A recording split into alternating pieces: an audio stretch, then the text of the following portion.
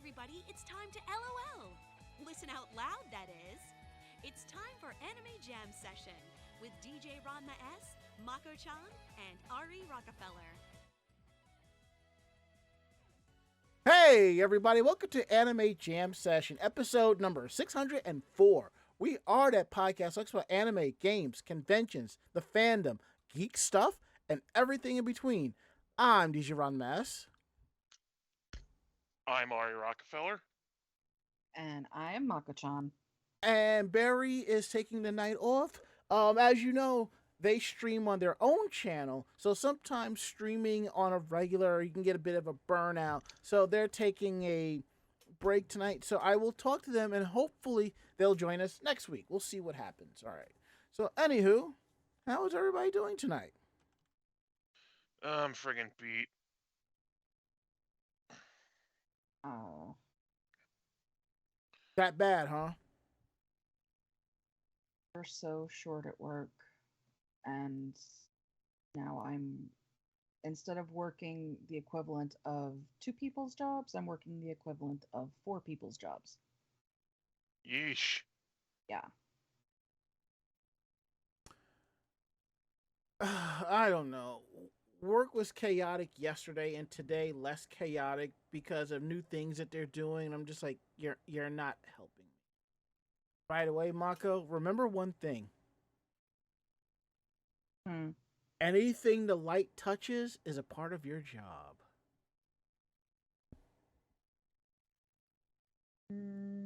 Yeah, so I guess I shouldn't bring things to burn the building down. Please don't don't do that on this show. Please don't. Don't give her any ideas. I wouldn't do that. But what's funny is half the people who participate and listen to the show for long periods of time are probably thinking, I call bullshit. Okay, I need money too much to do that. Okay, fair. That's what the other half is saying. I am too broke to do something like that. Although, when I go to prison and get 3 square meals a day, maybe might even out. Yeah, and you working out in the courtyard every day. All these other chicks just listening to you, and you're basically running the yard, and your mom's like, I'm proud of you, Pookie. Yeah. That's what I need for a prison name, Pookie. No, they probably I think if somebody did that and you knocked them out, you could be like, it's Garfield, bitch. You gotta understand, your mom would call you that, not everybody else in the yard. Come on. I know, but as soon as my mother calls me that, everybody else is going to. Yeah, but see how built you are in the fact that you slapped out somebody. You think any of them is going to cross that line? No, but it would be hilarious. Like some, jacked up guy in prison just being called Tiny. You know what would really be funny? One of those ironic nicknames. Mm-hmm. No, Those are all the rage. You know what would really be funny? Let's say this happens and somebody walked up to Mako and called her Pookie. And she's staring down at her and she's staring right back and somehow gets her mutual respect. Friggin' Armstrong and the Butcher. Yeah. Mako will still slap him out, but then be like, she becomes her concierge. And as Cedarberry says here in our chat room at twitch.tv/anime jam session, still better than normal. Ouch. A Dragon Quest slime is better than normal.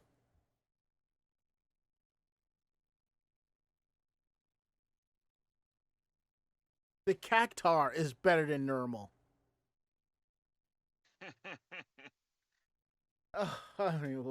Anywho, let's get the show on the road tonight.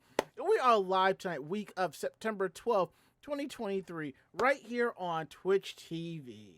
We're here live Tuesdays from 9 to 10:30 p.m. Eastern. And as I've mentioned, you can find us at Twitch TV/Anime Jam Session. We're also proud to be part of the Voice of Geeks Network at vognetwork.com. And you can always find them on Twitch at Twitch TV/VogNetwork. They kick things off Sundays with the Bobby Blackwolf Show at 8, followed by Orange Lounge Radio at 9. And come hang out in our Discord, vognetwork.com/Discord. Every channel as part of the Voice of Geeks Network has a channel, so come through, hang out, have a good time, you know? So now we got that all out of the way. We're going to go around, ask everybody on the show, how was their week? How was their day? Ari, how was your week and how was your day? Oh, well, I got paid this past week, so that's always good. Ka-ching. Knocked all the bills out and whatnot, but I had some other expenses. You see, this past Saturday I decided, take a personal day so I could, give myself a little mental rest stop. Right. Mm-hmm. Unfortunately, I thought I'd just, drive off the shopper and get a couple things from the store. And when I drove back, I hit a pothole or something, and I wound up with like a half-inch gash in my tire. Ooh. And it, and the, tire pressure on it just, like, instantly almost. Well, in minutes or so. It was, a huge pain in the ass driving on. So I drove it back to my house. I called my dealership, to get it fixed there. Right. And they said, we don't have any more slots tomorrow. And we're closed on Sunday, so you'll have to. The earliest I got an appointment is Monday morning. I'm like, okay, I'll make an appointment then. I'm like, and it's like 8:30 in the morning, like the earliest I could get there. I had to take a personal day on Sunday too because I wouldn't be able to make it down there. Right. And they in between when I got there, dropped it off, just let them do with it. They were telling me that these are the original tires from the car, and you got to get they're near the end of their lifespan. You got to get them all fixed, and we can do that while you're here. I'm like okay, yeah, sure. So I ended up getting all 4 tires replaced and the wheels balanced, all that good stuff. And it was, even with it being covered with the wheel and tire package that I got, it was pretty pricey. So gotcha. Okay. And so I didn't really even get to enjoy my extended break from work. And I just double checked my schedule, and a good thing I did because I got to be in it. I got to be in on the morning shift tomorrow. I'm like, oh well, good thing I looked at this. Otherwise, this would have been really awkward. Yeah, I understand those days, but the difference is, I think the majority of all of my jobs, I've always had the same shift across, whether it's retail or non-retail. Like, again, when I worked at Staples for 4.5 years, only time I worked weekends if I was banking time off for cons, because I worked 12 to 8 Monday to Friday. So the different shifts don't bother me. It's just the time. It's just the early start. Yeah, exactly. That's what it is. That I totally get. So yeah, that's how things been going for me. Mako-chan, how was your week? How was your day? It's been hectic. As I said, we have we're short-staffed. Very, very, very short-staffed. So it's just playing a lot of catch-up and trying to get everything together that way. Other than that, by the time I get home, I'm freaking exhausted. So, I try to do little things here and there. Right. Including playing Persona 5 again. I was gonna wait and try and stream it, but I got bored of Final Fantasy X and just said fuck it and started a Game Plus for Persona 5. But I figure I can always start another Game Plus when I, get around to actually streaming. So yeah, in the better part of 3 or 4 days, I've gone from April to July. God damn, Mako, you really are a masochist. And I'm playing with the Japanese vocals, which is really nice. I like the English. I like what they did with the English, but to hear the Japanese and hear what they were going for with everybody, it's a nice change. I like it. So what's your basic see? Because I've watched the original anime, so I have a fairly good idea of the voices. So basically, what you're saying is like the American voice actors, they got those with similar pitch and sound of the Japanese. I wouldn't say pitch, but they definitely have the same attitude. Oh, okay.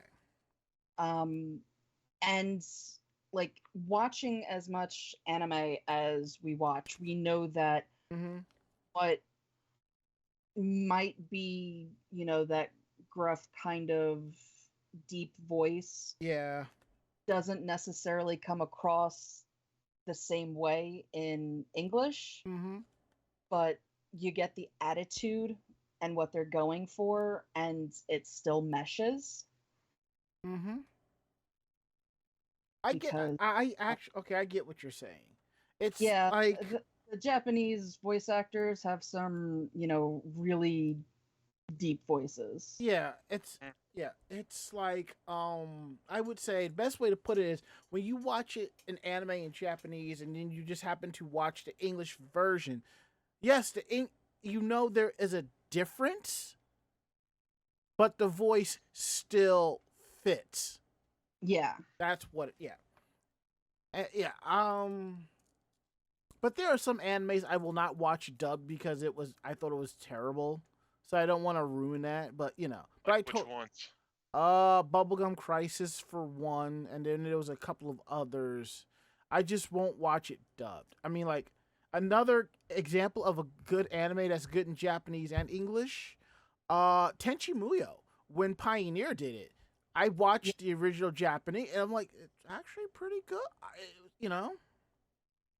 Yeah, Cowboy Bebop does a good job between Japanese and English. I'm not a fan of some of the English work in Panty and Stocking. Well, that's because they were given the permit. They were told to be the extra embellish on shit.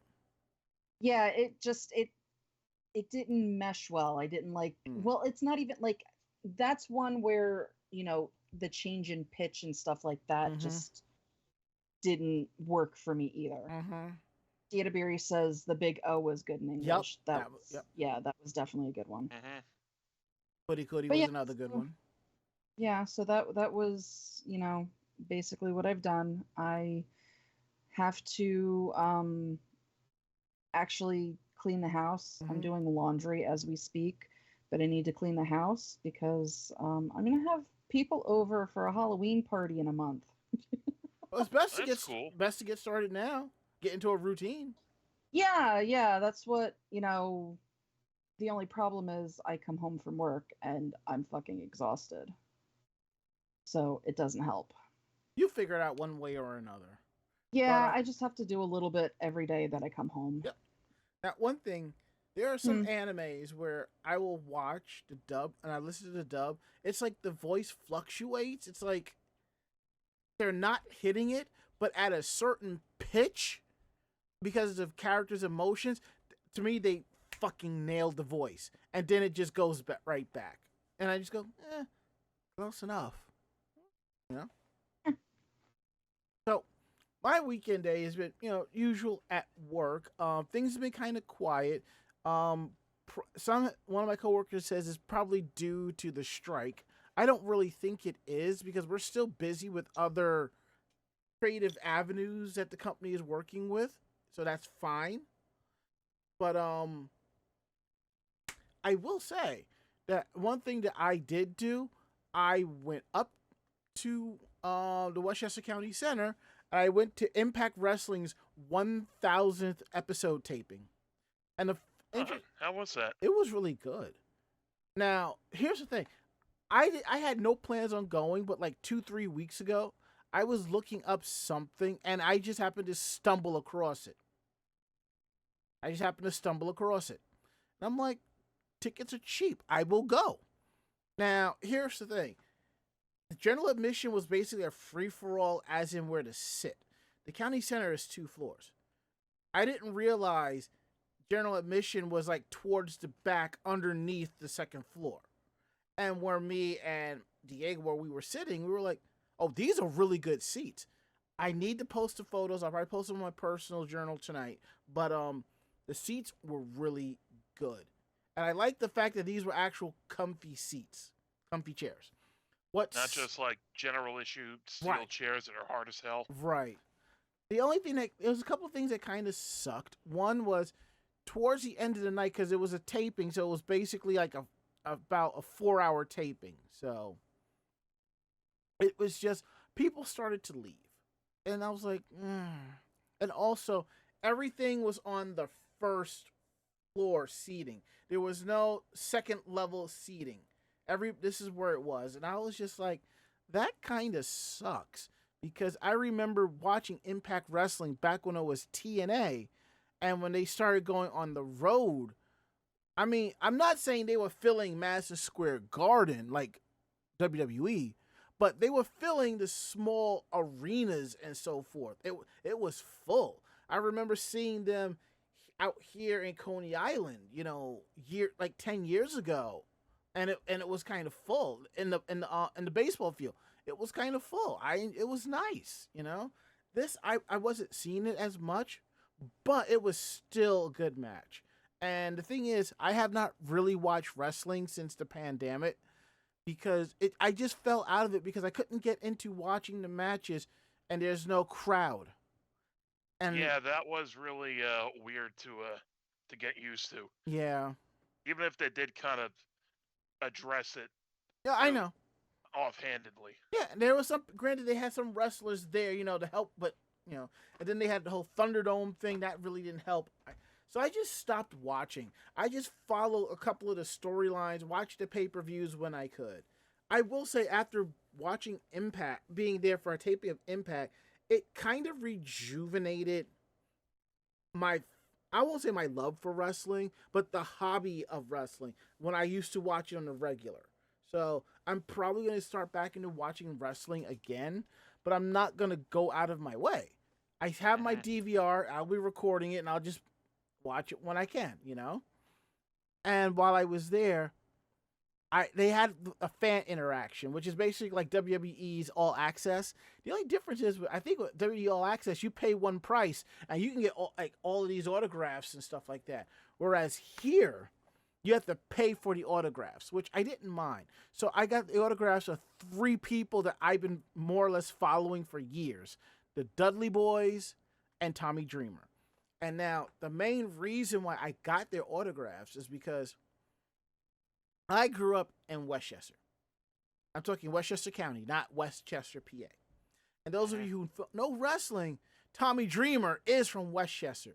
The Dudleys started out in Westchester. And I was telling Devon that I was in New Rochelle years ago, waiting to catch a cab, and I saw a picture of him and Bubba Ray, or in this case, Bully Ray, and the original tie-dye colors in a picture, and I was just like, that actually meant a lot to me, because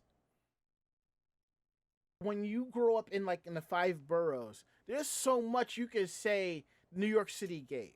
There's a whole lot. When you grow up in the suburbs, it isn't much.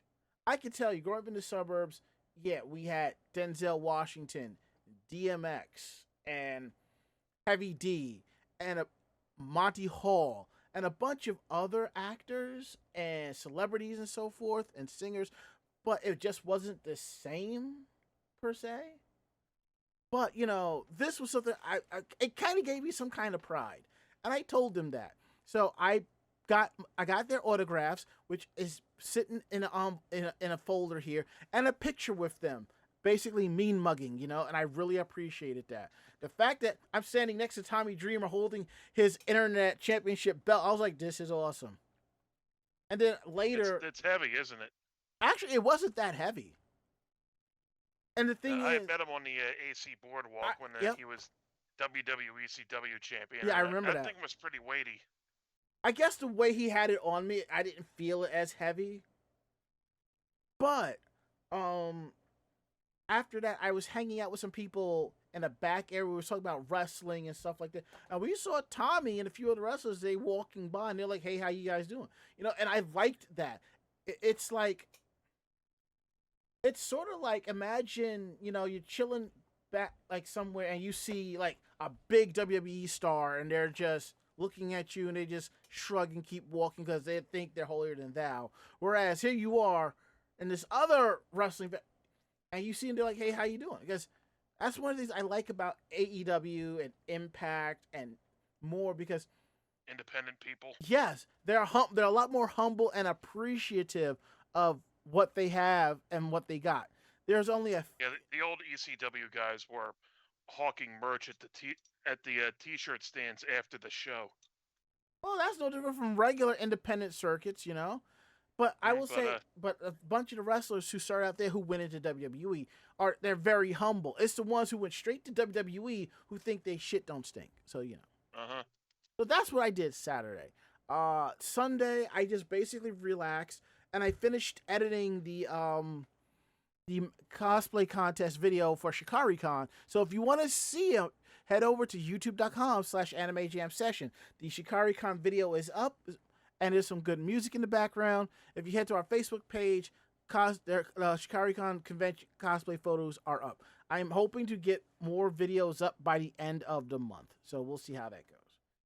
Honestly, part of the reason I haven't put up much because I'm trying to redesign the lower third, and I'm just kind of hitting a wall because I can't figure out how I want it, and when I know how I want it, I don't know how to put it there. And going into not Illustrator, the other Adobe application, After Effects, I'm just like, absolutely not. So now we got that out the way. We're gonna get into some housekeeping notes here. Don't forget, episodes of Anime Jam Session are available on our YouTube page, youtube.com/Anime Jam Session. Click on podcast VODs and episodes are there. Episodes are available Thursday at 12 noon. Also, don't forget to check out the second half of our convention tour. We are going to AAC, another anime convention, in Westford, Massachusetts. Did I say that right? Yep, Westford, Massachusetts, October 19th to the 21st. So come check out this convention. If you like small cons where you can actually do everything and still hang out with people and not feel like you missed anything, come through to this convention right here. We'll see you there. Now we're going to get into another fun part of the show, Geek Roundtable. This is where we talk more about the geekier aspect of our lives. So, Ari, what do you have for Geek Roundtable? If I can, this thing is really difficult to get off the table once you put it down. But I have this little Mercury figure that you gave me a couple weeks ago. Oh yeah, the little Gashapon. Yeah, you would just careful. Back on. God, I feel like I'm gonna break this thing. Yeah, it is kind of flimsy. I gotta be like super careful in holding it because handling it because like even like the slice like. You touch it or like move it too fast and the whole thing just collapses. Like this little stand on the back. You gotta understand those Gashapons, they're supposed to like sit just like that. You're not really supposed to quote unquote move them, but I totally get it. I know that, but I have to have to transport them somehow, Mm-hmm. Where did you end up getting this from anyway? Remember when we did Mako-chan's bar crawl? I wasn't there for that. I mean, when we talked about it, we came across this Gashapon place that also sells bubble tea drinks and crepes and stuff. So, and the front was like snacks and drinks, and in the back were all of these gotcha and crane machine games and stuff. So that's where we got it from.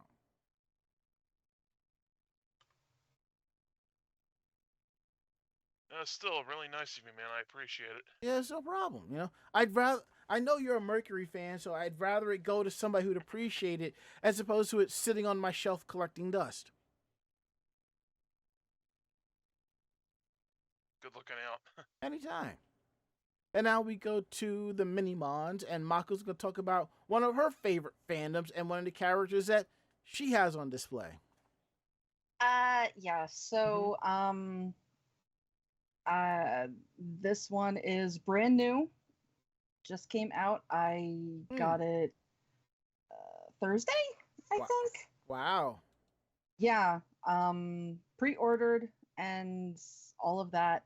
So, for those that don't know, the Digimon Pops, just like the Pokemon Pops, come out, a few season for them. And this season for the Digimon just happens to be Patamon, and Patamon is my favorite Digimon with its evolutions and all of that as well. So I had to have him because he is, the little itty bitty angel boy. Yeah. I actually need to sit down and finish rewatching the Digimon remake, Digimon Adventure 2020.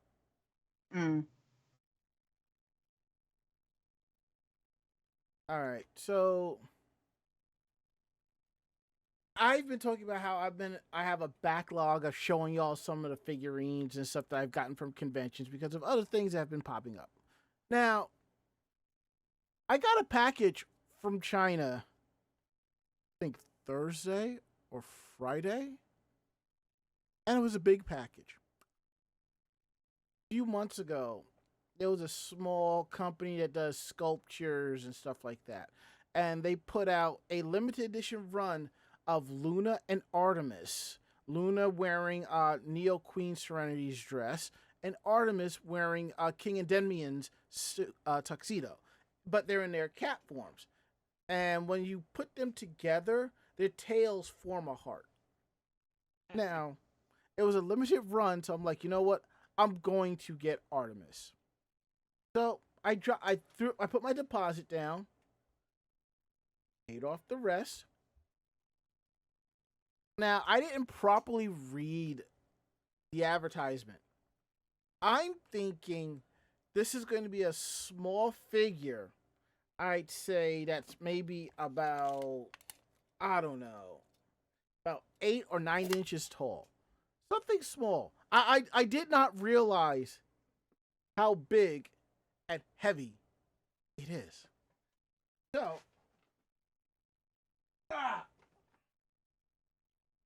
here it is. Now, as you can see on the stream, this is a pink box with Artemis dressed up as King Endymion with a smile on his face in his cat form. This is a 1-to-1 life-size model of Artemis. Such a handsome boy. Yes. Wait, does he have a top hat too? No top hat, because King Endymion doesn't wear a top hat.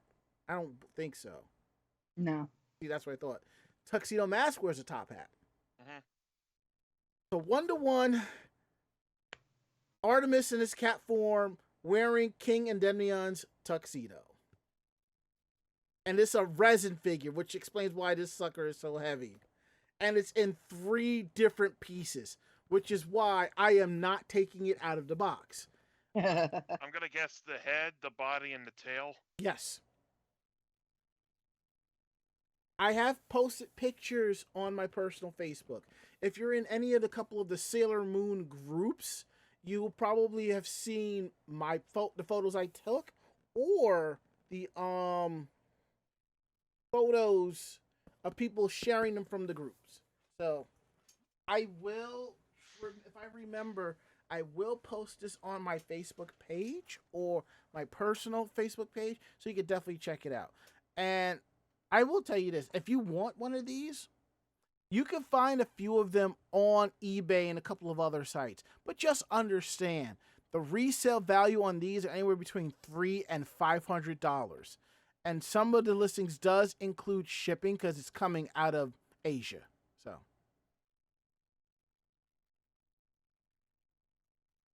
Well,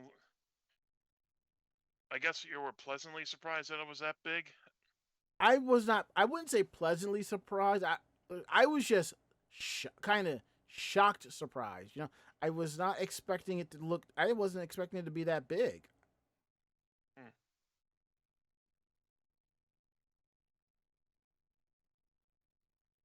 So, like I said, I was expecting something smaller. Like I'm not one of those who likes to buy those large figurines and stuff like that. Because number one, I don't have a place to put them, and number two, even if I did, it's still too huge, too big. Mm-hmm.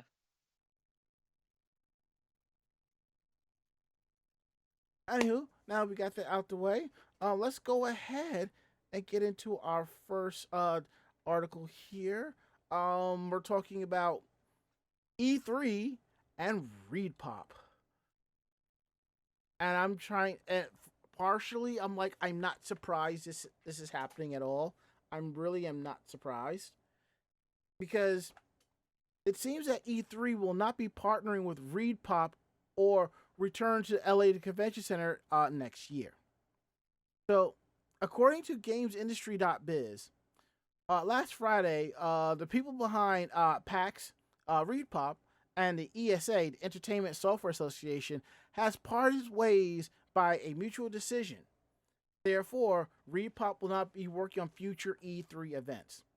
Now, the ESA is still planning an event for 2024, but it's not going to be at the LA Convention Center. The ESA has announced that they will partner with ReedPOP to bring back the E3 event this year. It was going to be this year from the 13th to the 16th, but that did not happen at all. It was supposed to be a in-person and virtual event, but didn't happen. According to IGN, it was said that back in January, through various sources, knowledgeable sources, that Microsoft, Sony, and Nintendo would not be there. Nintendo then confirmed that in February to multiple gaming press outlets that regarding that. Microsoft had also confirmed that as well in March, and then so did everybody else afterwards. But what was interesting is that, you know, Nintendo's doing the direct game showcases and so forth, you know, their Nintendo Directs, and Microsoft's doing their Xbox Directs, like calling it the game showcases for that as well. Also, Sega and Tencent subsidiary Level Infinite had both said that they wouldn't attend either, therefore causing ESA to cancel. Now, let me clarify. Sorry about that.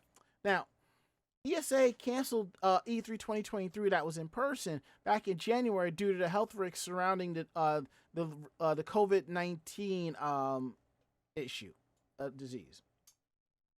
It later canceled the digital component for that as well.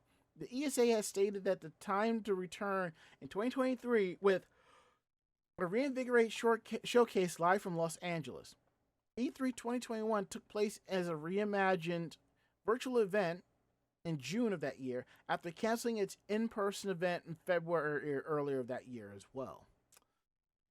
Where Enix, Sega, Bandai Namco, Xseed, Marvelous, Gearbox, Freedom Games, and everyone participate in the online event.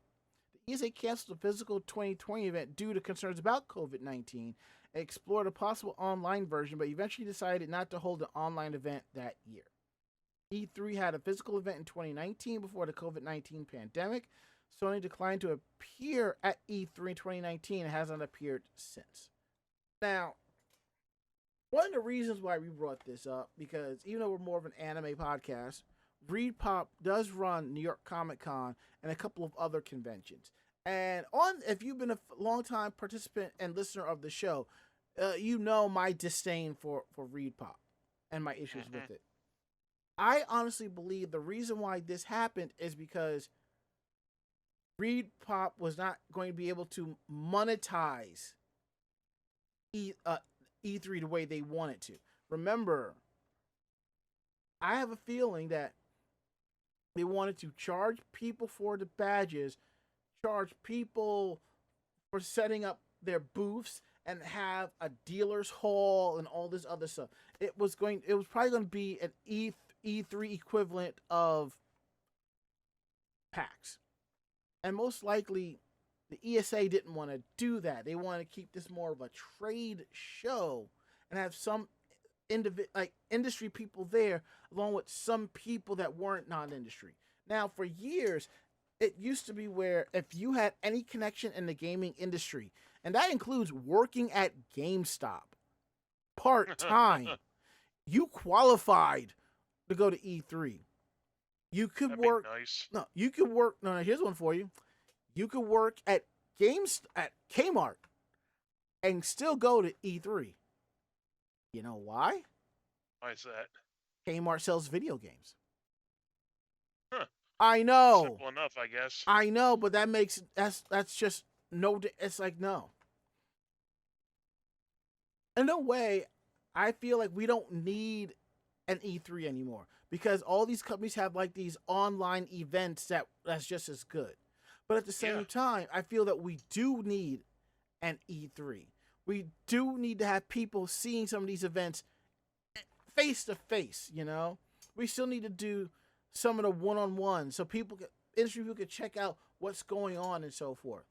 And occasionally dunk on the poorly mismatched host who doesn't know his ass from a hole in the wall. Well, that too. And you need regular people to come in there as well. Now, for a few years, E3 officially opened it up to the public for people to buy tickets and go. And I heard from so many cosplayers, oh, I'm going to E3. I'm going to have some fun. I'm going to do this. I'm going to do that. My dear, sweet, sweet, sweet child. The things you could do at an anime or a Comic-Con, you cannot do at an E3. First things first, E3 is a convention, is a trade show that happens during the week. Number two, the show floor closes at 5 or 6. Oof. And unless you know somebody on the industry side, you're not getting into any event parties or event stuff. Simple as that. Also, I just assumed you hated ReedPOP because it was a poorly run clown show. That was Wizard World. Oh. No, my issue with ReedPOP is the fact that they sell out so quickly and they don't care about people scalping their tickets and all of that stuff. It's just too crowded for my taste. No. I no. Mm-hmm. Anywho, enough about that. Let's see, what do we have here? Mako, what's going on with Dr. Stone? Yeah, so it was announced by Crunchyroll that it will be screening the US premiere of Dr. Stone New World, the third Dr. Stone anime season, at this year's New York Comic Con. This will be happening October 12th at 2:45 p.m. In addition, Crunchyroll is holding a special screening event for My Hero Academia on October 13th at 5 p.m. This will feature English dubbed content. The company is also going to be screening the first 3 episodes of A Returner's Magic Should Be Special, with the 3rd episode being an early premiere. Those episodes will screen on October 14th at 6 p.m. So that, those that know, New York Comic Con will be taking place October 12th through 15th at the Jacob Javits Center. And yeah, so anybody that is into those anime that want to check out those screenings, that will be at the convention, there you go. Cool. Now, I meant to mention this earlier in the show during housekeeping and so forth. This is something that we've brought up here and there on conventions, so I want to bring it up again real quick. As you all know, this past weekend was Colossal Con East. Also like to call the hedonism of anime conventions. It's a convention, it's an anime con that takes place at a water park. You do the math. Now, at every convention, there's always some type of chaos that happens where somebody gets in trouble. And that happened. Somebody was taken out in handcuffs. Long story short, this person did a lot of inappropriate touching and got drunk and was kicked out of their room. And all of that got him arrested. Wow. Yeah. And some people are asking, is he banned from the con? Is he banned from the con? And I said, unless the con knows about it and there is a copy of the police report, most likely, no. Which I want to tell all of y'all. If you're going to, when going to conventions, enjoy yourselves. Have a good time. But there's always going to be that one, you may run into that one person that's going to not make your con as good as it is. If you ever feel uncomfortable around anybody, if anyone's make you feel that way, let security know. They will handle it. If the person is arrested and so forth, as long as the convention knows what happened, that person will be banned from the con. There have been far too many issues I have heard from people about, oh, the con allowed this to happen. The con allowed that to happen. Well, did the con know about it? No, but they still allowed it to happen. If the convention doesn't know that this person's a dickbag, they can't do anything about it. I had an issue with someone at MagFest. 2 years later, that fucker was there.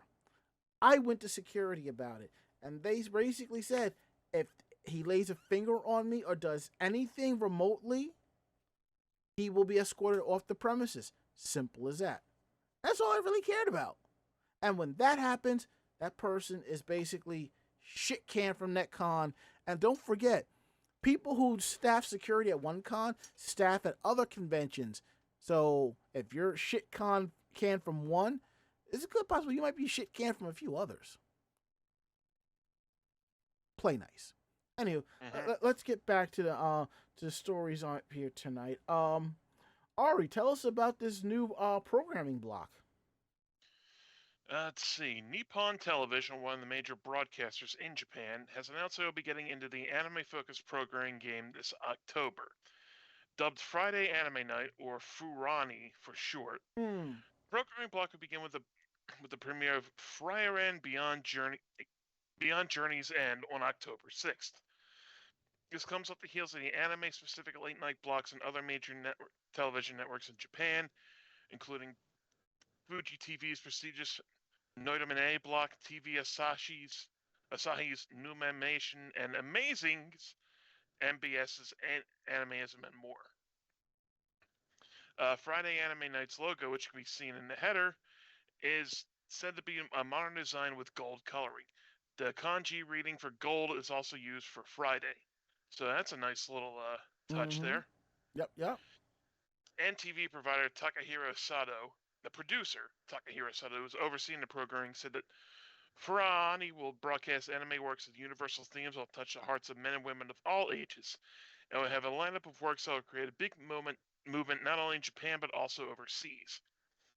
The block will air from 11 p.m. on Friday nights after NTV's long-running and popular Friday Roadshow movie block, which has historically shown films from Studio Ghibli's back catalog and the Evangelion movies.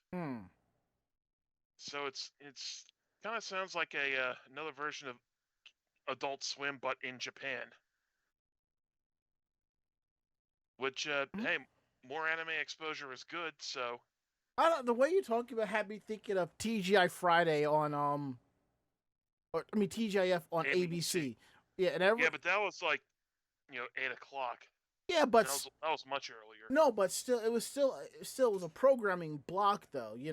It just reminded me of that in a way, because here's some awesome new animes for Friday night, compared to here's some brand new comedies Friday night. It's just I see where you're going from. It just makes me a little excited. I think that's really cool. All right. Mhm. I have to dip out for now because All right. I have to get up early. Sorry for springing this on you guys. It happens. Look, there have been times where Jamie has had to bounce during OLR, and Rob and Loki have been able to run the show, so it's not so bad. It's all good. You got to All right. understand, paying the bills has a higher priority than doing this. All right. Talk to you guys later. All right, take care, my friend. See you later. Later. All right, so now we're just switching it over to 2-play mode. So I just like how it's set up. I don't have to change any names, no nothing. It's perfect. So now we're gonna get into Mako-chan's fandom. Yeah, so the Tokyo International Film Festival, which was announced on August 30th, that Godzilla Minus One, which is the new film in the Godzilla franchise, is going to be closing out this year's festival.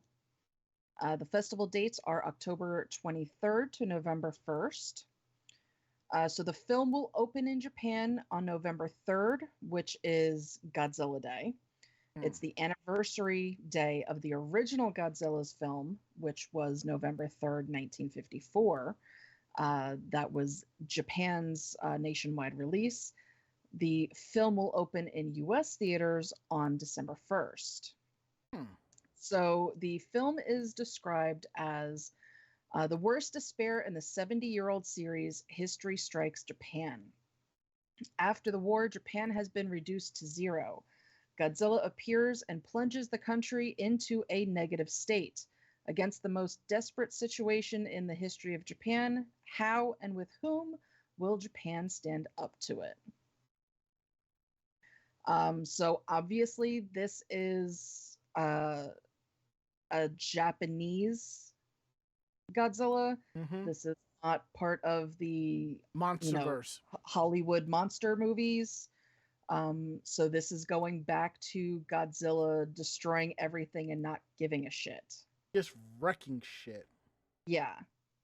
So if the Japanese version of Godzilla is what you're into, then this is something that you will want to be watching. Mm-hmm. And again, because there's 2 Godzillas. You have the original Godzilla that we've talked about here, and all the other stories and movies that you have seen. And then you have from Universal Studios the whole, I think it's Universal, Monsterverse, where it's Warner Brothers. Oh yeah, my mistake. Warner Brothers, where you have King Kong, Godzilla, Mothra. There's talks of them bringing in the Mummy, another Frankenstein, Dracula. All of that's supposed to happen. Those I think failed. Really? Yeah. Those I think failed. I don't think they're going with those monsters. I think they're setting up just basically kaiju.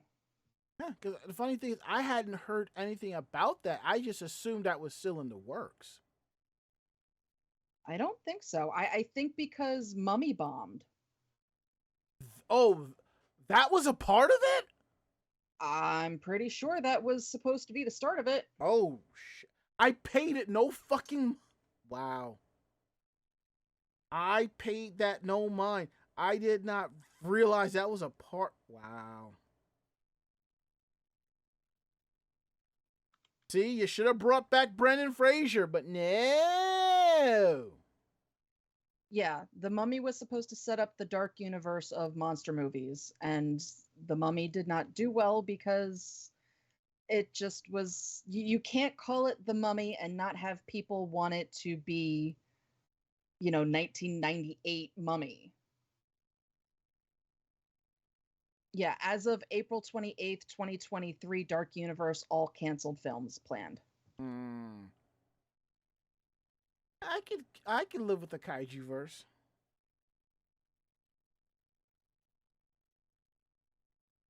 Oh, the Dark Universe actually started with 2014's Dracula Untold. No, okay. And bombed, and then the Mummy bombed because one, it wasn't a really good mummy movie because it was just, hi, here is, this guy, and we're going to make it about this guy and not about, the fucking mummy. But yeah. We should have just gotten a Darkstalkers universe and called it a day. I would have liked that. Exactly.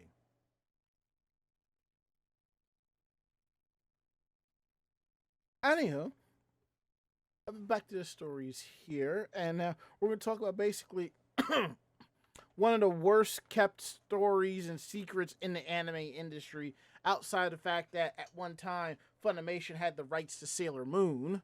Hayao Miyazaki has not retired. Who saw that one coming? Right? Oh, me. Yeah. I mean, it's like when my grandfather finally retired, and I'm just like, "Are you sure?" And he's like, "Yeah, I'm sure." This is a man who has retired 4 times because he got bored at home. Okay, all right. Serenity 41088 says, "Who had that in the September bingo sheet?" Mine didn't have it. It had Cake and Yu Yu Hakusho. Anywho, as per Studio Ghibli's PR head, Hayao Miyazaki has not retired. The Boy and the Heron will not be his final film. Now understand, he is getting up there in age, so it may be a tough discussion, but he's not getting any younger. And making anime films is hard work. So much that in his latest film, The Boy and the Heron, we all thought to be his last, it spent the better part of a decade in production. Wow. But according to Studio Ghibli's senior staff, Miyazaki still has it. As the chant goes, "You still got it." Now, speaking to the CBC on the red carpet at the Toronto International Film Festival, where the movie was opening at, the head of Studio Ghibli's PR, Junichi Nishioka, says, quoting the tweet by reporter Eli Glasner, "The Boy and the Heron is not Miyazaki's final film, and that he's already coming into the office with new ideas." With Miyazaki handing off the animation reins to other animators while directing the story and coming up with ideas, it's not out of the question that the 82-year-old could direct another feature, though it's more likely he may direct another short film for Ghibli Park and the Ghibli Museum, such as Boro the Caterpillar. In the meantime, though, Miyazaki's latest, The Boy and the Heron, was released in Japan on July 14th. G-Kids announced the same day the company acquired the North American distribution rights, and there will be a theatrical release on December 8th, 2023. You can't keep a good Ghibli down.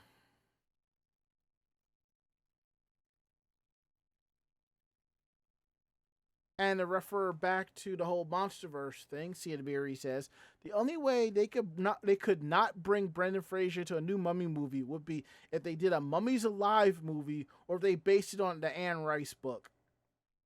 Somehow, some way, they'd find a way to fit that man in, because he's pure of heart. That, and he did one of those virtual autograph sessions and interview, like, chats with somebody, and he was playing Breath of the Wild on his Switch. I thought that was awesome. Between that and the one person he did an interview with talking about how his entire fandom is behind him and they loved him, and watching that man just kind of tear up. And I don't know, Mark, I don't know if you've seen this, but a few weeks back, there was a meme about Brendan Fraser and his two sons. It basically saying how his sons look like they could be vampires, one from Anne Rice and one from Twilight. Yeah, I saw that. Wow. The thirst for those two boys, holy shit. I'm on a couple, because I love Brendan Fraser. I think he's an awesome guy. Yeah.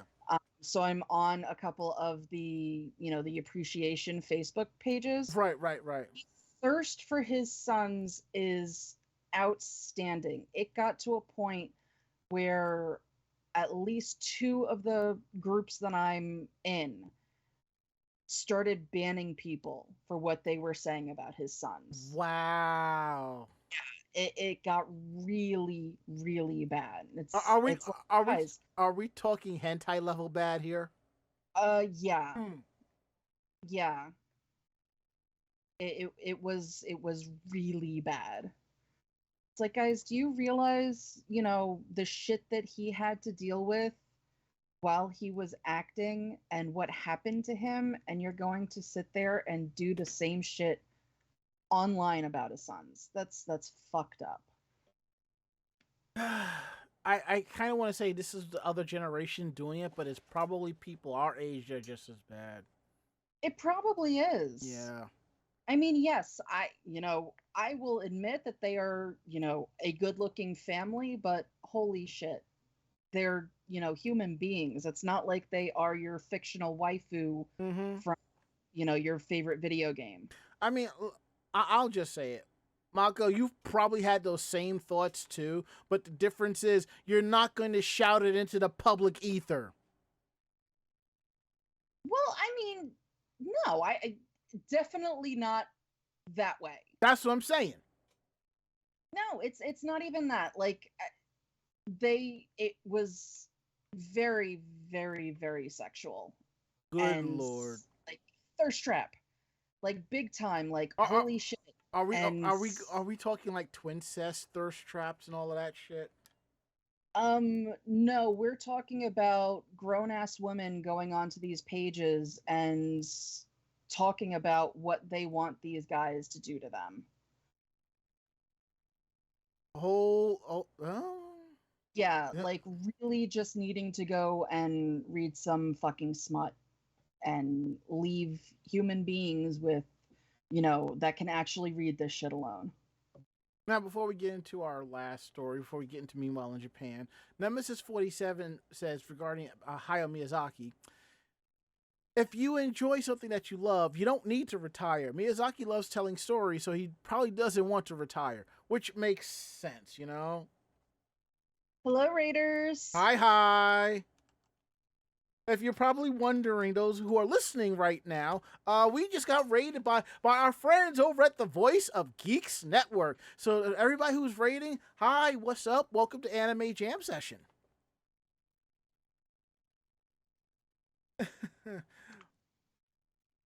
And we give them a shout out. So again, if you like what you hear on here, check out Voice of Geeks Network Sundays at 8 with the Bobby Blackwolf Show, followed by Orange Arms Radio at 9, and then we come through Tuesdays at 9 p.m. on Anime Jam Session.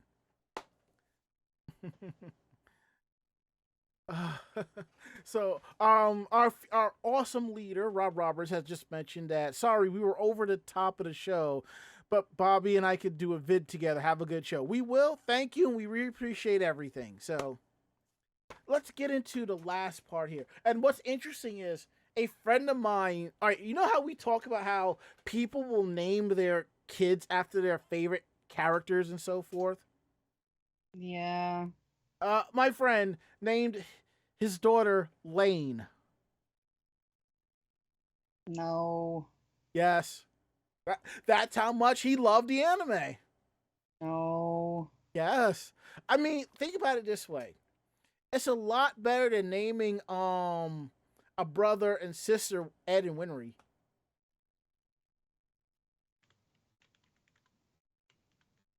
Still no. I know, but just saying. Oh man. All right. Let's get into this. Am I taking it or you taking it? 'Cause let's see. Who took the last story? Didn't I take the last one? Yeah. Yeah, so you take this one. Okie dokie then. Yep. So I know that we have talked about Serial Experiments Lane's anniversary, and with that anniversary is an AI chatbot. Mm-hmm. That's kind of scary.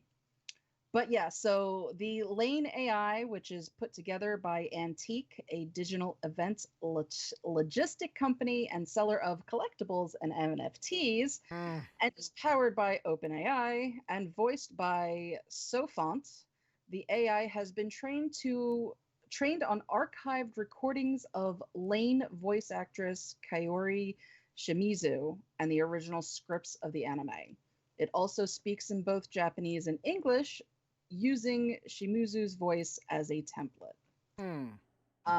So she had this to say: after 25 years since the creation of Lane, being involved in bringing her back to the world filled me with immense joy. To think that an AI has learned to reproduce my voice from 25 years ago gives me goosebumps.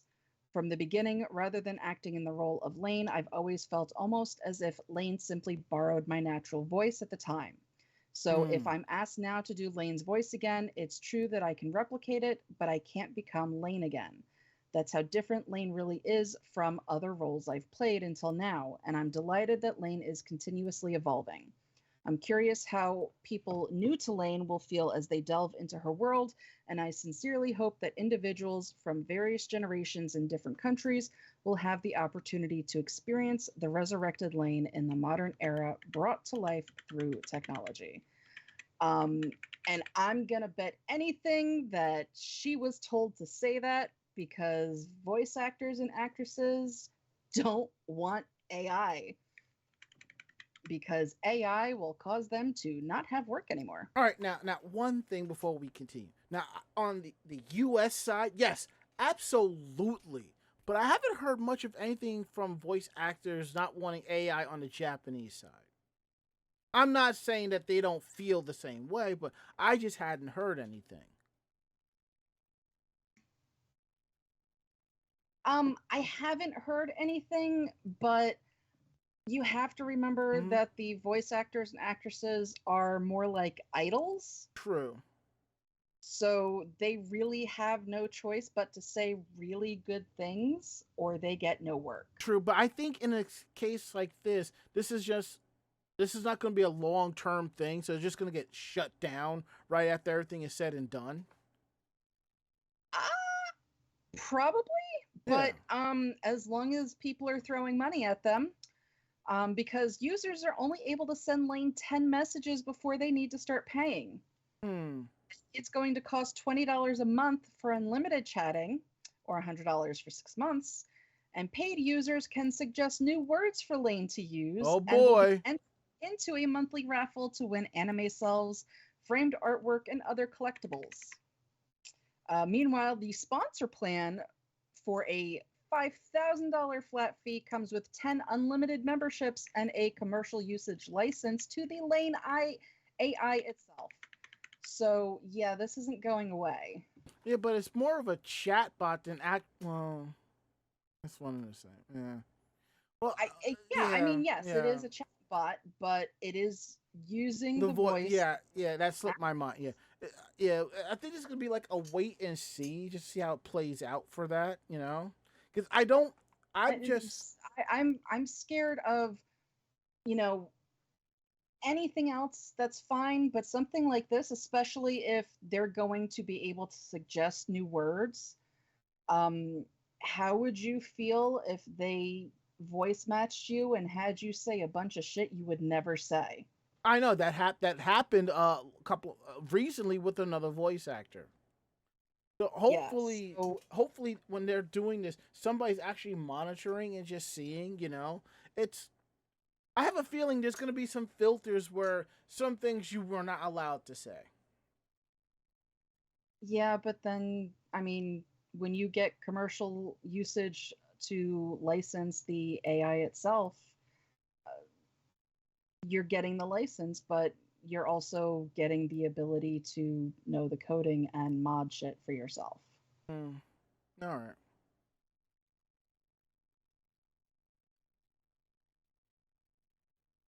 Then again, granted that I think it's also in English, so it's going to be something special. Well, it's English using her voice, which is going to be really interesting. Yeah.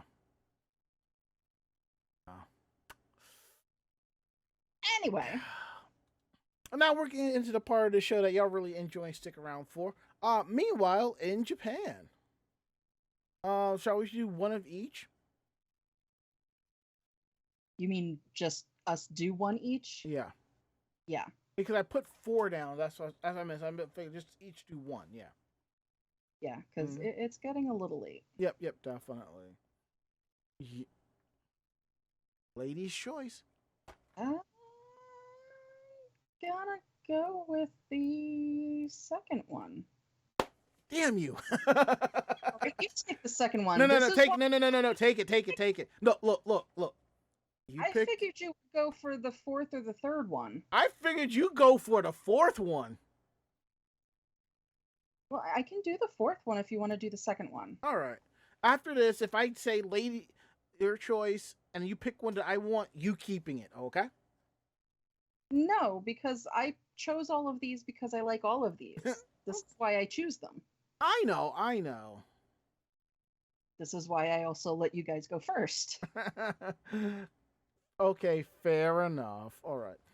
Now, I know this was talked about on Orange Lounge Radio, and I had said I'm going to get my hands on this because there is an a Japanese supermarket not too far from my house. So if I think I'm free this weekend, I'm going to trek down there and see if they have it.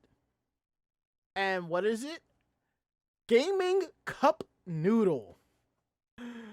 Yeah, I want to try this shit. I really, really want to try some.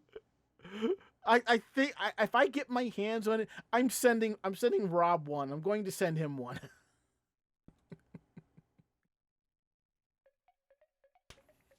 Back in 1958, Nissin invented chicken ramen, the world's first instant ramen, and in 1971, they wowed the world with Cup Noodle, the world's first instant ramen sold in a cup.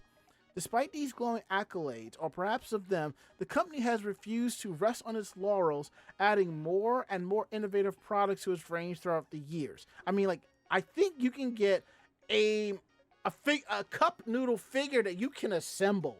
I mean, there is a cup noodle museum that you can go to and create your own custom cup noodle. Yeah, there is. When you go, I want you to make me one.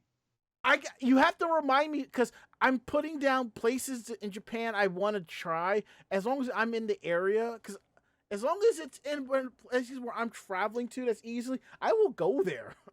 Yeah, I want one of those, and I want one of the Kit Kats you can make. Oh, you can make Kit Kat now, huh? Oh yeah, if you go to the Kit Kat store, you can actually create your own Kit Kat. Oh wow. Okay. All right. You're gonna have to send me this information. Will do. All right. And I got to put it on the calendar days I'm going to be in this area so I can kind of figure things out. So we have something new. The world's first gaming cup noodle and the world's first gaming curry meshi. While everyone may be familiar with cup noodle, which contains instant noodles, broth, and toppings, curry meshi is a new product from Nissin. Made by pouring boiling water over and waiting 5 minutes instead of the cup noodles 3, it contains a rice-based meal instead of noodles. I have to say, I actually tried the cup noodle curry. It's really good. I might have to bring you one. Now, Nissin is catering to both the noodle-loving and rice-loving members of the gaming community with the Gaming Cup Noodle Energy Garlic and Black Pepper Yakisoba and the Gaming Curry Meshi Energy Ginger Keema Curry. As the name suggests, these new items are big on energy, delivering what Nissin calls the strongest buff meshi, or in this case, buff meal for gamers. Buff meshi is a phrase coined by Nissin specifically for the product, as the word buff in the gaming world refers to the improvement of a gamer's strength in terms of attack power, defense power, resilience, movement speed within a game. Just as a buff will provide an in-game character with an advantage, so too will these new gaming meals, with special ingredients to increase the strength and energy levels of gamers in the real world. The Energy Garlic and Black Pepper Yakisoba contains a mystery meat, which is a seasoned minced pork, shrimp, egg, and cabbage, and is said to be characterized by its addictive taste, which is made by adding garlic and black pepper to a peppery soy sauce base sauce. The Curry Meshi Energy Ginger Keema Curry features a fragrant and spicy roux with a hint of ginger and made with onions, tomato, and pork. I'm so reminded of that tomato-based soup when we went to the K-Pot. Yeah, I've been thinking about that. I really want to go back. I kind of want to go back too. Instead of serving up its usual ramen and the new cup noodle, Nissin has chosen to serve up yakisoba, which means there's a sauce in the broth instead of in the mix. Likewise, the curry is a sauce-based meal, and Nissin says this is so that gamers won't have to worry about getting their hands dirty or peripherals dirty, making both meals perfect for eating between games. I like the way that sounds. Both packages feature unique designs that'll transport you into the digital world before you even eat them, and the three main ingredients that'll give you the buff you need are listed at the bottom of the packages. The Nissin Gaming Cup Noodle Energy Garlic and Black Pepper Yakisoba, and the Nissin Gaming Curry Meshi Energy Ginger Keema Curry, say that 5 times fast, will be released in stores around Japan at the recommended price of 280 yen, which is equivalent to $1.91 on September 18th, which is next week. Which means when it comes to the States, it'll probably be $2.49 or $2.99 a cup. So that means I should be seeing it in Sunrise Mart around the end of this month. Hopefully. And the main reason why one of the reasons why I'm really excited about this, because I'm tired of these gamer drinks. I'm tired of it. I'm tired of seeing like store shelves full of 5-6 different gaming drinks. I'm like, there's more to your energy than just caffeinated beverages. I don't know about you. If I'm streaming several hours a day, I'm not going to sit there and drink beverages throughout that. No, I'm going to eat on screen. So, a caffeinated energy meal? Sign me up, fam. All right. And now, our last story from out of Japan tonight, Mako. Yeah. So, sticking with things that companies are doing to change things up, we have a beer company that is going into the mixed drink, I guess. So one of the great things about convenience stores in Japan is just how many varieties of tea they stock. However, this new one you might not want to chug because it is not just green tea, but it is also an alcoholic matcha mix. So the kanji is for the character sake, which means alcohol. And then in part of it, it is also marked as Sapporo Breweries. So for those that know, that is a very popular Japanese beer company. Mm-hmm. And the name of this drink is the Otono no Kutsurugi Jikan Matcha no Osaka, or Adult Relaxing Time Alcoholic Matcha. Don't you like the sound of that? Yeah. So from this beer company, it is mixing green tea, or I should say matcha, with vodka. And it's not a standard 4 to 5% alcohol, which most of the bottled cocktails are. But it is going to be 20% alcohol. So this is going to be one of those drinks that you might only need, 1 or 2 of. And it is doing so with the high alcohol content, which also has some sweet and tart flavorings because it is a cocktail base. So they want you to mix it with soda water for a semi-self-made matcha chuhai, or with non-carbonated water if you don't want the fizz. But something like this, I would probably be mixing into tea myself. But they suggest mixing it in with milk for a relaxing take on a latte dessert drink. So this is going to be, and holy crap, this is cheap. I 500 know. yen, which is only $3.40. In the U.S., something like that will run you about $10. The fact that it is 20% alcohol might be like 15-ish or 20-ish. I mean, then again, the Korean sake, what do you call those? Those things are like $6-7 a bottle. So yeah, That's true. But I mean, this is specifically made to mix into things. I really, really want to try it. as Bonzo06 says, mix tea with tea. You a rebel. I too like to live dangerously. I do that. I have sweet tea vodka. I mix that with Wawa sweeter tea, because the Wawa sweeter tea is too sweet, and the sweet tea vodka is bitter. So when you mix them, they taste like tea, and they go down very, very smooth. Next time I come over, you gotta give me some of that. Will do. It is very tasty. Lush. Sure.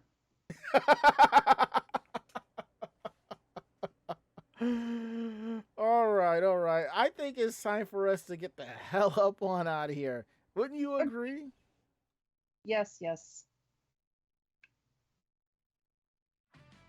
So if you like tonight's show, tell a friend, and so on and so forth. We're independent bloggers, independent podcasters, and we do this for the fun of it. And wait, what the heck? Okay. There is a 2-minute ad break happening as we're ending the damn show. What the F, Twitch? That's and I didn't even get a pop-up warning that it was going to happen. Gotta love it. I know, right? Thankfully, those who have subscribed to the channel will not have to worry about that. So, from the top. So if you like tonight's show, tell a friend. They in turn will tell another friend, and so on and so forth. We're independent bloggers. We're independent podcasters. We do this for the fun of it. So what we like and don't like, we'll tell you straight up. If you have any questions about the show, drop us a line at podcast@animejamsession.com. Again, that is podcast@animejamsession.com. We're here to believe you. And don't forget to check out our website at animejamsession.com, where you will find not just our weekly podcast, you will find cosplayer interviews, cosplay tips and tricks, editorials, anime reviews, links to our YouTube page of convention coverage, links to our Facebook page of cosplay coverage, and a whole lot more, all at animejamsession.com. And don't forget to follow our podcast on any podcasting apps that you may have. Anchor FM, iHeartRadio, Spotify, Google Podcasts, TuneIn Radio, Apple Podcasts. Check out all of the current episodes and older episodes. And what's cool is some of these apps have an option to leave a review, so if you could leave us a review, we greatly appreciate that. Don't forget to follow us on our social media, YouTube, Twitter, and Facebook. It's all Anime Jam Session. Follow us on those so you know when we're going live, when new stories and articles are going up, new videos, cosplay photos, and so much more. And to anyone that follows us on our social medias, thank you so much. We could not do the show without you. I might have to add a fourth social media. I haven't decided yet. Don't forget, if you're watching with us live, our tip jar down below. There's links to our Stream Elements, Streamlabs, and our Ko-Fi. If you want, you can throw bits at us in the chat, or you can sub to the channel and give out gift subs. We really appreciate all of that. So now we're going to go around the room. Last words, Mako-chan. I have to dog sit this weekend, and I really don't want to. Aww. Like the whole saying, it's my party and I cry if I want to. cry if I want to. Yeah, something like that. My last words. It's getting a little bit hotter in here than it should be, so I'm glad we're coming down to the end. So that is it. End of list. We'll be back next week with a brand new episode. Ari will be here. Hopefully Barry will be here. Will you be here? I hope you are. We like having you here. So that's it. End of list. We're done. We're getting out of here. I'm Ranma. And I'm Mako-chan. Great fight. Great night. See you next week. Good night. All right. Say goodnight, Mako-chan. Good night, Mako-chan. Perfect. Awesome. We're out of here. See you all next week.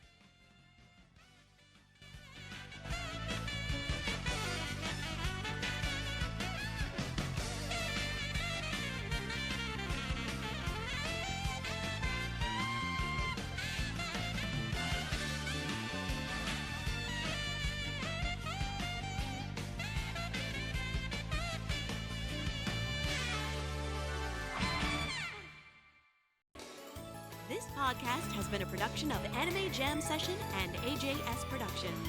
No fanboys and fangirls were hurt, maimed, shot, electrocuted, or pistol whipped in this episode. For now. The views, opinions, and thoughts expressed on this show do not reflect the staff or the network as a whole. But we're still right, damn it. For transcripts of this episode, start typing. Check us out at animejamsession.com and vognetwork.com for more information about us and other programming. Jamatane!